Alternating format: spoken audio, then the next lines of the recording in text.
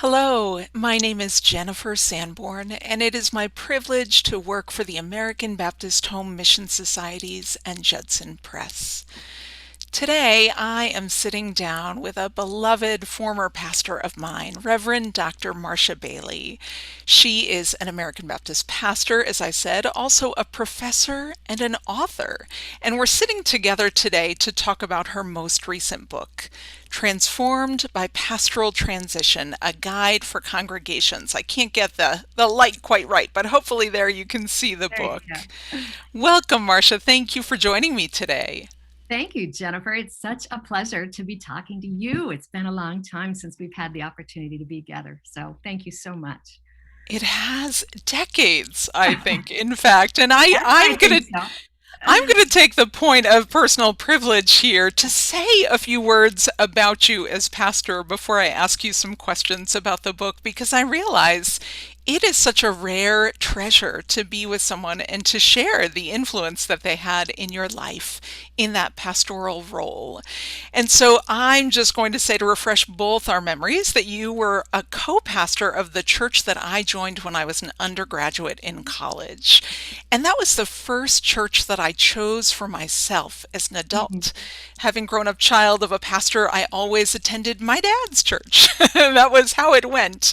And so I just want to thank you for the gift of presence that you brought. I just remember your kind of physical being and its warmth in the midst of that community. I remember your preaching, and I remember your authority.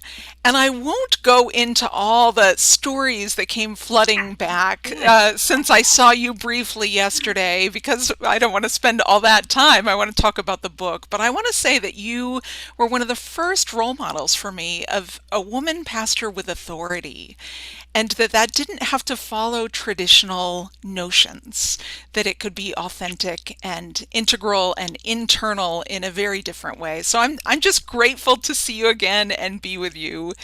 So thank you for those years of pastoring me. Oh, thank you. It was a privilege it was a while ago, but I'm so glad that our paths are crossing again and in this moment. It's really quite amazing. And another evidence of God's presence and work among us. Um, Indeed. I've done a Indeed. yeah, I've done a few things since we were together last.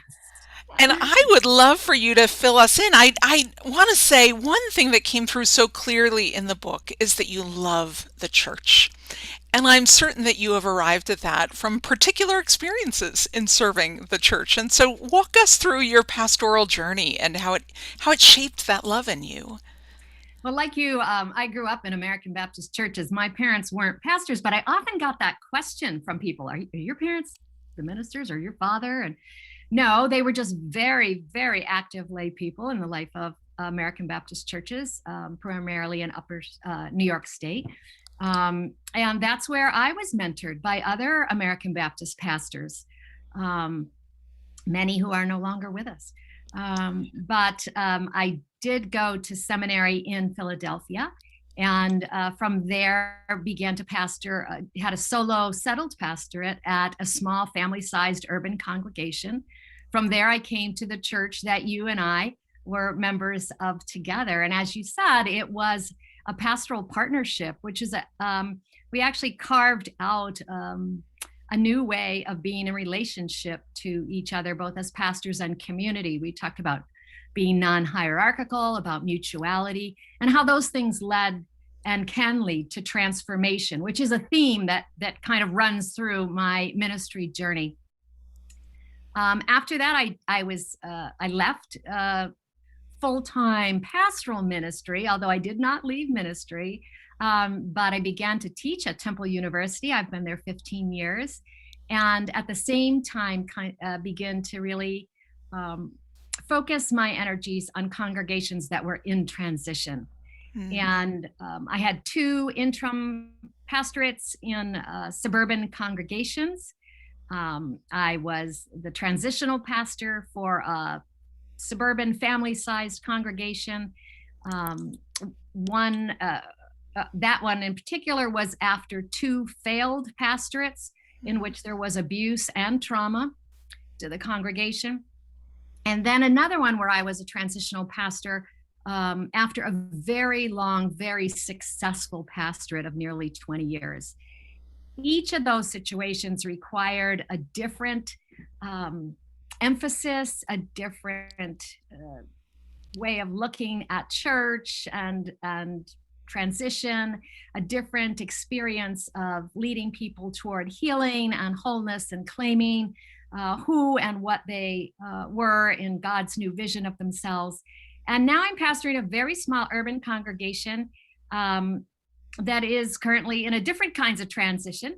They split after a unsuccessful pastorate, and the remnants and I are exploring this new territory of virtual worship and where we go from here.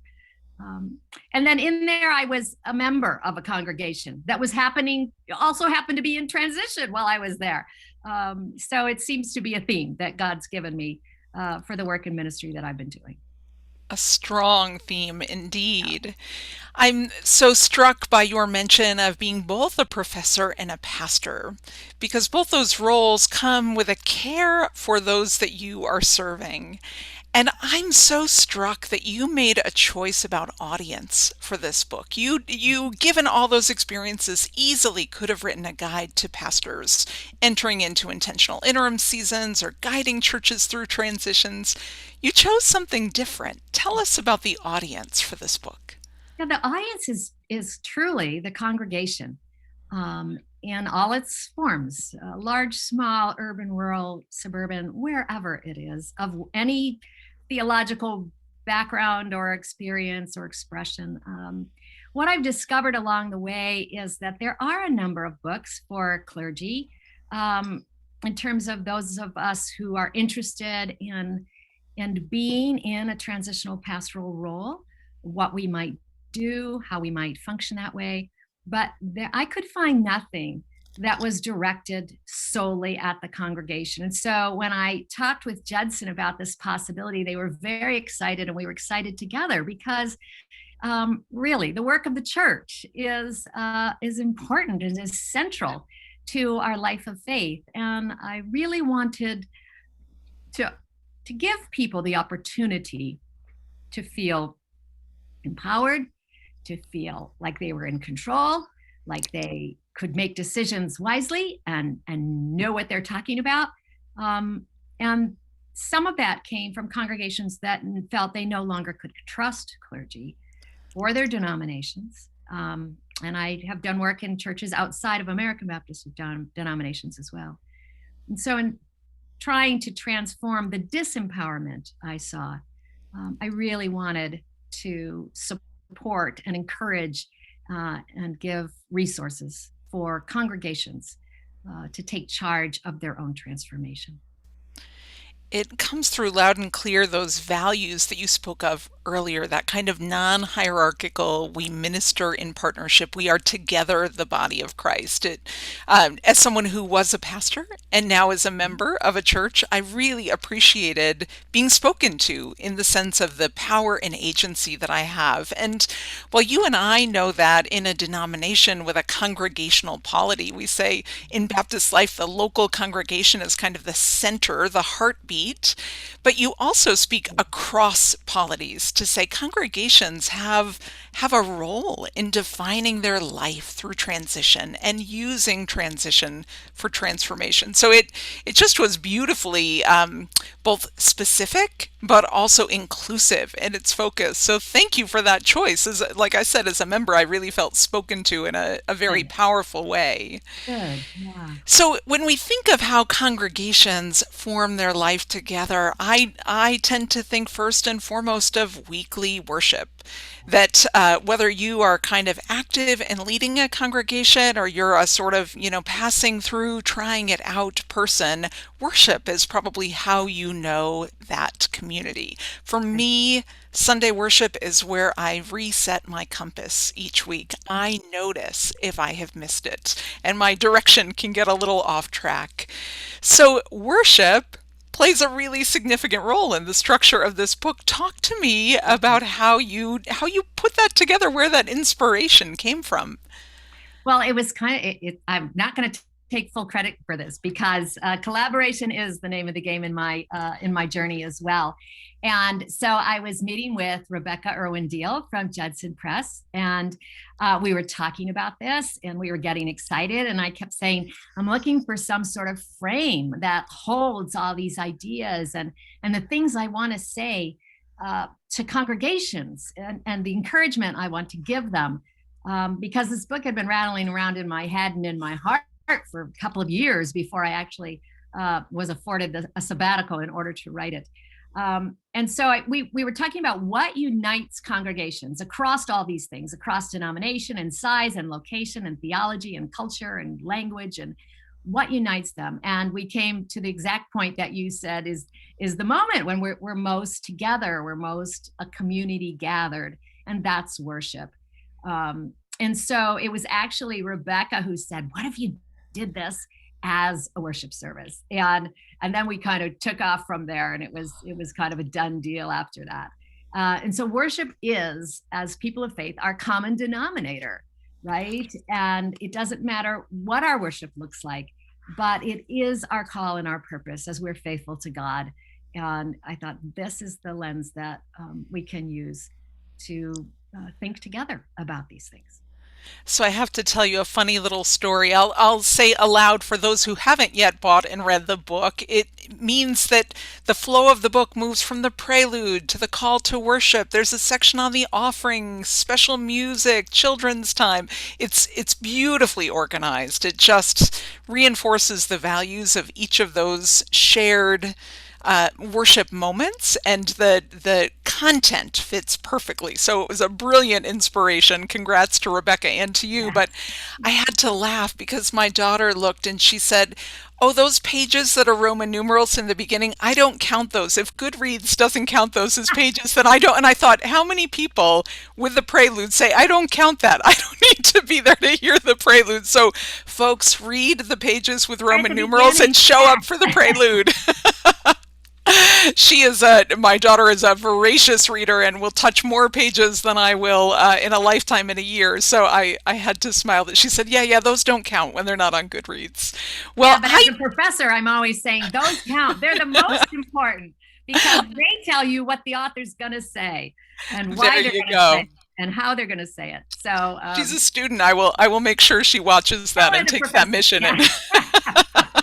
Professor Bailey said, read the Roman numerals. That's right. That's why I assign those. Oh, I love it. So Marcia, let me ask, do you have a favorite moment in worship? And did that show up in your writing? Or is there something that you maybe have undervalued historically and you discovered, oh, there's like treasure here? I don't know. A favorite moment. Well, I don't know how to say this, but I guess the act of preaching for me is a favorite moment, whether I'm the preacher or somebody else is. I know that, and other preachers say this, that those of us who work this art form get so much more out of it than what happens in however many minutes on a Sunday morning or in a worship series. And so I love to preach, and I love that moment in worship when others also allow God's Spirit to speak through them. But I was thinking, as you say that, I think, rather than a thing in worship, there are particular worship services that happen that are without a doubt, I'm quick to say these are my favorite. And when I think about that, it's Christmas Eve and it's Maundy Thursday. And as I think about those two choices, I'm wondering if that's not connected too, because think about it, Christmas Eve, we're standing on the precipice of this transformation, right? The world is never the same after the birth of Jesus. Well, and there's a stage of birthing that's called transition. I mean, it's, exactly. As you said, I thought, of course. Yes, right. So we're in this birthing. And then Maundy Thursday, when, again, we're standing at the precipice of this. And I know most of our attention goes to the crucifixion, and I get that. But there is this moment when Jesus kneels to wash feet, when Jesus breaks bread and shares cup, that again is both transitional and transformational, taking what's ordinary, what's and giving it entirely new meaning. And those two are my favorite times of worship, no matter what shape or form they take. And I think they're related to this. I can absolutely see that. And I know that I, since reading this book, have paid closer attention to the Mm. elements of worship and how they kind of work in and through me. So even, my church has three very happy co-pastors who are working beautifully together. I anticipate Good. none of them departing anytime soon, but this book spoke to me. But more on that in a minute because I think there's something here for everyone. I'm going to hold up the book cover again because I want everyone to get a copy of Transformed by Pastoral Transition. But I also want to say I referenced Goodreads before, and here's my opportunity to tell you, Marcia, that I did something I rarely do. I gave this 5 stars. Ooh, Now, thank I tell you, when I go through my year in review, it is like 1 or 2 books that rise to that. I'm a little bit stingy about the 5 star rating. There's always something that I wish they had done more, or the ending, or, what have you. I'm a delighted reader, but a critical reader. But this book was so full for me because it's brief enough to read in a day. I you. think I did. I think I sat down on a Saturday and read it cover to cover. But it is so full of theology, psychology, Mhm. philosophy, a worship manual, a kind of how to when you're either seeing the departure of a pastor or entering into a search for the next.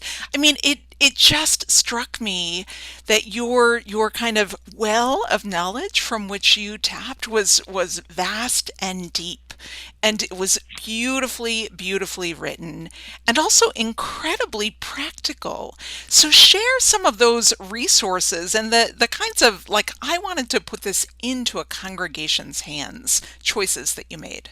Yeah, thanks. That's a great question. I wanted it to be usable and accessible and a handbook of sorts that would do all those things you mentioned, that would provide theological context for the experience of transition, um, that would offer information so that thoughtful choices could be made, that would provide some wider context and understanding about the realities of transition and change that are universal to literally all creation, and to put into the hands of people things that they could say, do, pray, wonder about without having to invent it for themselves, but also hopefully inspiring them to invent it to themselves.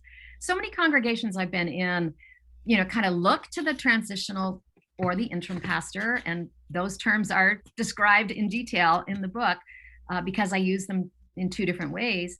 Um, but they look to that person for all the answers because they're rather bewildered. They're in an emotional state where some, are joyful the pastor left and some are devastated. And there's everything in between. If there's been conflict, now's the time for it to come to the surface again. So many dynamics that are going on. And it's so people don't know where to start. um, do we, start a search committee first, or do we look for somebody to fill the pulpit? And then what kind of person do we look for? So do we call our denomination? Do we ask our neighbors? What do we do? And so, kind of giving churches a place. It's like I want to say to pastors, when next time you leave, give your congregation this book before you do, so that it will be helpful to them, and so that they can take ownership, and leadership in their own transition. I'm not saying that you don't need an expert to be alongside you. I absolutely affirm that. But there are times when the outgoing pastor is leaving, and there's nobody but that person, and the congregation has to figure out how to say goodbye. So it's easy when it's been a good transition, but when it's not, it's hard. So I've given congregations some language, some ideas, some things they can do, think about, in order to, chart their own course and to feel like they have permission to be creative and innovative and to ask questions and to do something entirely new.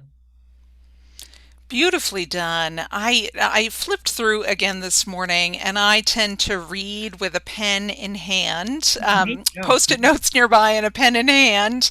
I definitely never got the "Thou shalt not write in a book" message. I got the make it your own. Yep. And I had notes everywhere because you include meeting agendas, the kind of like what are the stages to a process. You include sample letters.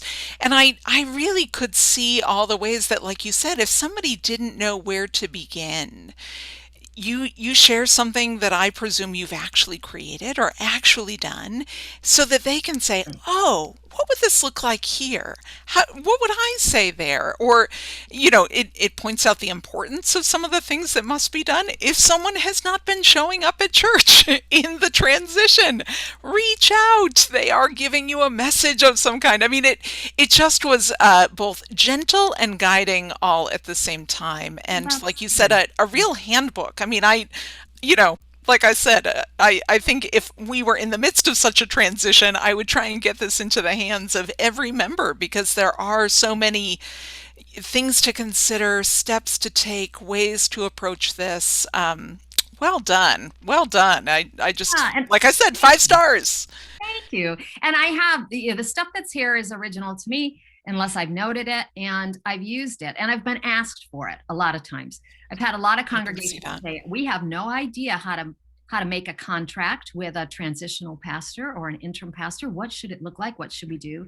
I've had judicatories calling me and saying, do you have a sample of how people should say goodbye to a pastor or what they should do? Or so yeah, and ones I didn't have, I created. But I mean, I hadn't already created. I created them for the book, but most have been tried and tested. So they're there to be Including, used, to be changed, to be thrown away, and replaced with something else. It's an opportunity to consider, make it fit whatever the situation is. I don't think it's planted as a surprise ending. I want to say that the book closes with a sermon that is worth every penny you'll spend on the book in terms of what it means to step into a situation that has been conflicted Mm. and to be a truth teller and a grace extender Yeah. and someone who can shepherd a congregation toward a future. I mean, you didn't shy away from any of the challenges that arise in these moments of transition, and I just really can see as you tell your own story how your own hard-earned wisdom has been poured out on the page here, so that others will not find themselves absent the courage or the idea about how to move forward in similar circumstances. Yeah, I think the book affirms what we already know. We all know change is difficult. And if didn't know it before, we know it in the last year, right? We also know it's a process. We're never done with change, it's always ongoing. It's natural in all creation, and it can be transformative. I rely on a few sources that are unusual. Margaret Wheatley, for one, and William Bridges, who take two very different approaches to thinking about transition and change. But they give us they give us knowledge and wisdom that moves out beyond ourselves and allows us to move beyond where we've been. I think the other thing that happens is, oh, this is only happening to me, kind of thing, and oh, other churches probably don't feel like this or look like this or act like this. But yeah, change is pretty universal. It's specific to us, each one of us, in each congregation. Um, but it's pretty exciting when you decide to make it exciting. I could see that coming through. I'm so glad you lifted up the work of Bridges and Wheatley because, well, this is a handbook for congregations in a very particular moment of time, one that they might encounter multiple times, or one that they might just have once in their lifetime with a particular congregation. It's my sense is that the book's usefulness and value is not limited to that. I will tell you that I read this in a weekend when I was contemplating and anticipating some change with a little c, not change with a big C. But I was really mulling it over and I thought, oh, the Spirit of God intended for me to read this book because I suddenly showed up in a meeting and I talked about I won't even be able to find my way here because I don't have it marked with my post-it note today. But I talked about the purpose, the plan, Yes. the I can't remember the picture, Right. Yeah. Yeah. the bridges, four P's, Right. and Yeah. I'm a real fan of Margaret Wheatley from way back, Oh, and I so love Margaret Wheatley. oh Yeah. yeah, so that the sense of one, the kind of let chaos Mhm. be and trust that process, and also let's put some order to this. We don't need to leave people in despair. Right. So you had thinking of that kind of co-pastoring history. How do you balance styles and voices? You really relied on theorists that balanced one another out in their approach. So tell me, did you have the person experiencing change with a little c in mind, as well as the congregation with the big C? How could someone who's just, even like you said, we're in a collective change with the pandemic, how might someone who's not needing the handbook rely on the book for being present, being comforted, being courageous through their own change? That's a great question. And I was thinking about that. As I said earlier, I've had this in my head and heart for a while, but then it was last spring that I had the opportunity to actually write. So in the midst of writing, um, the pandemic happened, and and since then we've all been in transition, right? And it's all been changed. And many congregations are in transition now, with or without pastoral change, mine included. So my little congregation of 35 people, we've been online since more than a year ago now. And we've learned a lot of things. And I just keep, my thing they're probably tired of me saying is flip it over. How do we make it opportunity? How does this become opportunity? And we've done more outreach in our neighborhood in the last year than we've done in the last 10 years. And we haven't been in our building, but we've utilized our building in different ways. And our front walk has become the place where ministry happens. There are things to help us live through any transition and change, whether it's personal, whether it's corporate, whether it is pastoral, or whether it's just, okay, we need to look at ourselves as a whole, as a community of faith, and see what it is that is possible with the gift of God's Spirit in these days. At first you heard people saying, "Oh, I can't wait to get back to normal." I don't want to go backwards. I don't think there is going back to normal, but I want to go forward. I want to go forward in terms of our community of faith. I want to go forward in terms of our relationships with one another and our neighbors and who we're called to serve. And I want to go forward with God's Spirit to discovering what the church can be now in this great unraveling that we're experiencing. I think we're going to be, if we're open to it, we can be knit together in a whole new way. And I'm excited about that. You write a very practical book with the voice of a poet, and that so comes through in what you just said. And it makes me mindful of a passage that I returned to this morning. I'm going to read your words back to you. Is that a gift for an author to hear their own voice? You say it's important to recognize that change and transformation are not the same. Change is an external effort to do something differently. For example, we decide to worship on Saturday night rather than Sunday morning. Transformation is an internal shift in how we know and define ourselves. For instance, we're compelled to move beyond the confines of our church building to address the needs of the community in which we live. I was recognizing that in your story. Change is not necessarily bad, but it is also not lasting. That one kind of set me back for a minute. I mean, I sat with that sentence for a long time. Transformation reorients us to God and to God's world permanently. It is expressed in living out a new understanding of ourselves and our witness to become disciples of Jesus in the world. I have stars up and down the side. I have underlines. I have the bookmark in there because I think you're right. While you set out with the particulars in mind, you found yourself writing in a moment of universal invitation to use transition, to not simply let it be a change, a change in how we do things, but to radically reorient us to how we understand ourselves as God's creation and as disciples of Jesus. And I just really celebrate the moment in which you wrote. I could see all those beautiful adaptations you were making in your mind. Let's refer to the virtual often. We Often, are yes. You noticed that generally I went back through and made sure I did that. You can use it virtually. You're doing it Absolutely. that way. It's Yeah. on like every other page, but it's real and it will be a part of our lives going forward for the foreseeable future. And there might be something quite profound and imaginative in this possibility that at first felt limiting, that it might be how we become the limitless church. Oh, Marcia, I loved this book. I feel like I've exhausted you with questions, but I do want to ask, is there something you want to say about the book that I haven't asked you? Is there just a treasure or a gem that you want to lift up? You've done a wonderful job, Jennifer. Thank you for the conversation. I really appreciate your appreciation of it and you. Um, I just kind of want to go back to where our friend Wheatley, Margaret Wheatley, says that nothing in the universe is stable.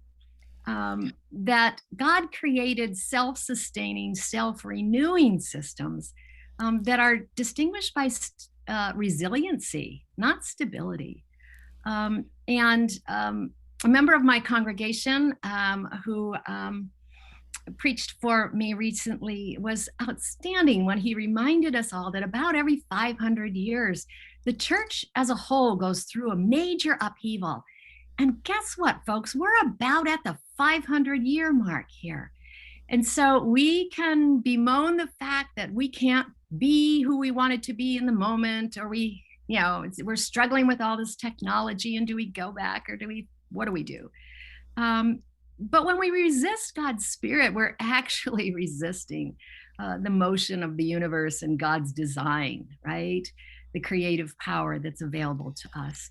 So I hope that we all remain open, that we just keep saying, what's possible, God?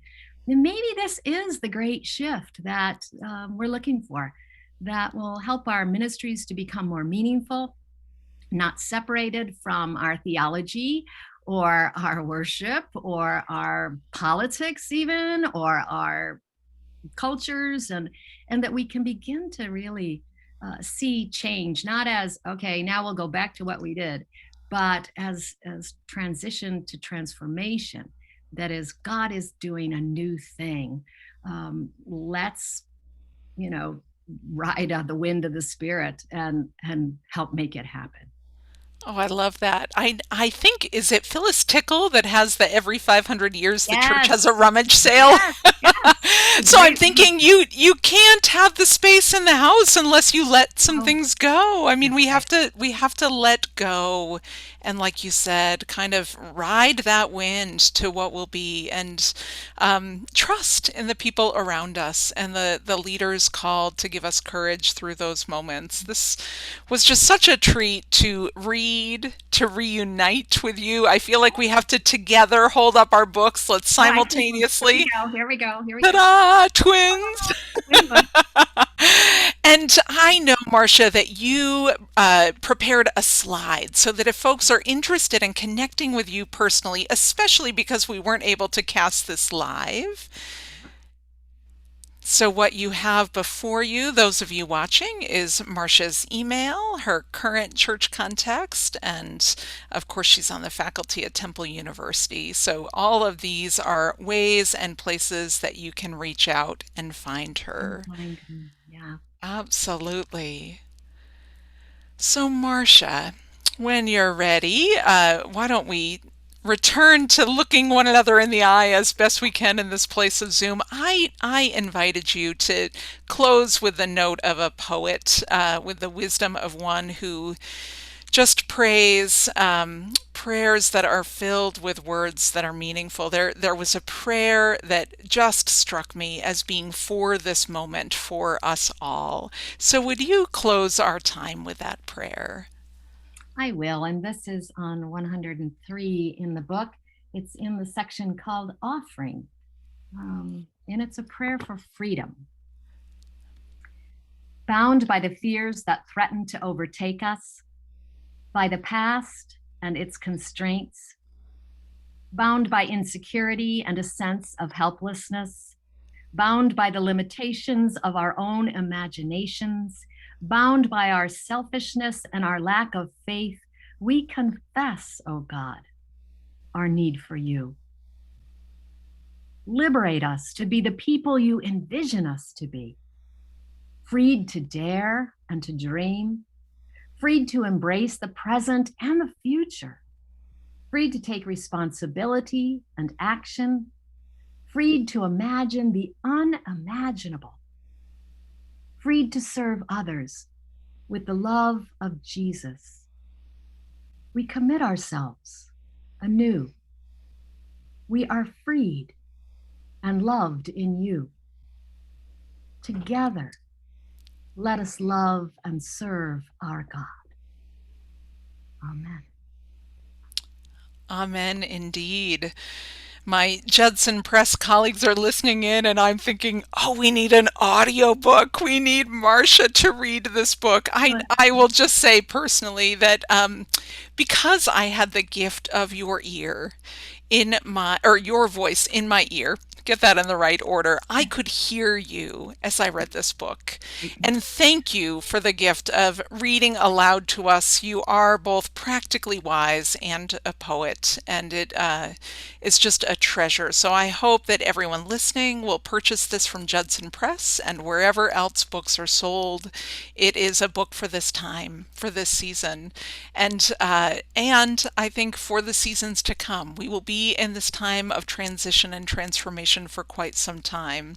So thank you for letting the 19-year-old me in memory hear your voice once again, and to spend this time together. I've had my cup of tea beside me, a candle lit. It's been a time of devotion and reconnection, and I just want to thank you for putting this to the page, putting these words to the page for these beloved congregations that you and I both serve. Thank you, Jennifer, and thank you to Judson. And they are beloved congregations, the ones I know and even the ones I've never met. And I really hope that God will bless this as a service to them and be helpful. So Wonderful. thank you for the opportunity.